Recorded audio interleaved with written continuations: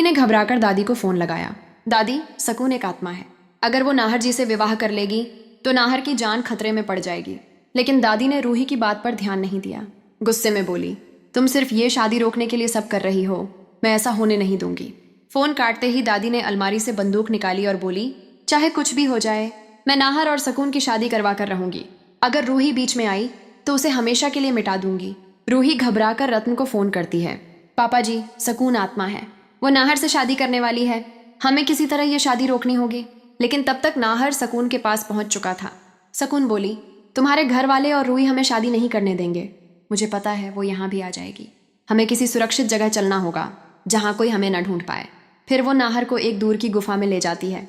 यहाँ कोई हमें नहीं पाएगा और हम हमेशा के लिए साथ होंगे। रूही सकून के घर पहुंचती है, पर वहां नाहर और सकून नहीं मिलते। वो बेचैन होकर उन्हें ढूंढने निकलती है। तभी रास्ते में वही बाबा मिलते हैं।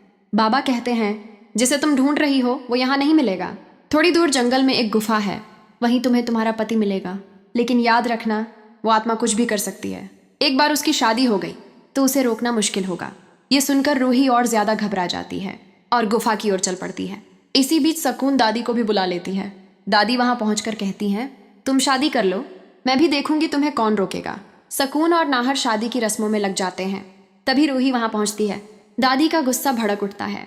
वो रूही पर बंदूक तान देती है। रूही, मैं तुम्हें ये शादी रोकने नहीं दूंगी। नाहर तुमसे प्यार नहीं करता, वो सकून से प्यार करता है। अगर तुमने उसे रोका तो मैं ये बंदूक चला दूंगी। रूही समझाने की कोशिश करती है। दादी, सकून इंसान नहीं है, वो आत्मा है। वो कब की मर चुकी है। लेकिन भावना के जोश में दादी नहीं सुनती। रूही बंदूक छीनने की कोशिश करती है। दोनों में संघर्ष होता है। आखिरकार रूही बंदूक छीनकर दादी को पीछे धकेल देती है और बंदूक सकून पर तान देती है। मैं ये शादी नहीं होने दूंगी। नाहर बीच में आता है और कहता है, पहले मुझ पर गोली चलाओ। रूही घबराकर नाहर को समझाने लगती है, लेकिन नाहर सुनता नहीं। दादी चिल्लाती है, रूही बंदूक मुझे दे दो। टकराव में रूही से गलती से गोली चल जाती है और सकून पर लगती है। लेकिन आश्चर्य की बात यह कि गोली का उस पर कोई असर नहीं होता। सब दंग रह जाते हैं। तभी दादी को सच समझ आता है। रूही सच कह रही थी, सकून सच में आत्मा है। दादी हैरान रह जाती है। रूही कहती है, अब विश्वास हो गया दादी, हमें ये शादी रोकनी होगी, वरना सकून नाहर को अपने साथ ले जाएगी। दादी और रूही मिलकर सकून को रोकने की कोशिश करती है। सकून अपनी अलौकिक शक्तियों से रूही पर हमला करती है। नाहर दर्द में तड़पते हुए अचानक पुरानी यादों में खो जाता है और सकून के वश से बाहर आने लगता है। उसकी चेतना लौटने लगती है। रूही देखती है कि अब नाहर को बचाया जा सकता है।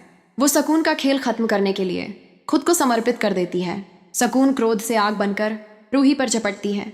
रूही भगवान का नाम लेकर मंत्र बोलती है और आत्मा पर वार करती है। सकून दर्द से चिल्लाने लगती है, नहीं रूही, तुम ये नहीं कर सकती। मैं नाहर को कभी नहीं छोड़ूंगी। लेकिन रूही अडिग रहती है। अब तुम्हारा अंत आ चुका है। तुम्हारे कर्मों का फल तुम्हें मिल चुका है। जैसे ही रूही प्रबल मंत्र बोलती है, सकून की आत्मा आग में जलने लगती है और धुएं में बदल जाती है। अंततः उसका अस्तित्व सदा के लिए समाप्त हो जाता है। दादी ये सब देखकर हैरान मगर राहत महसूस करती है। बेटी, तुमने हमारे घर को बर्बाद होने से बचा लिया। नाहर धीरे धीरे होश में आता है और रूही से फपक कर कहता है, रूही मुझे माफ कर दो, मैं सकून के जादू में था। तुमने मुझे मौत के मुंह से वापस खींच लिया। रूही की आंखों में आंसू छलक पड़ते हैं।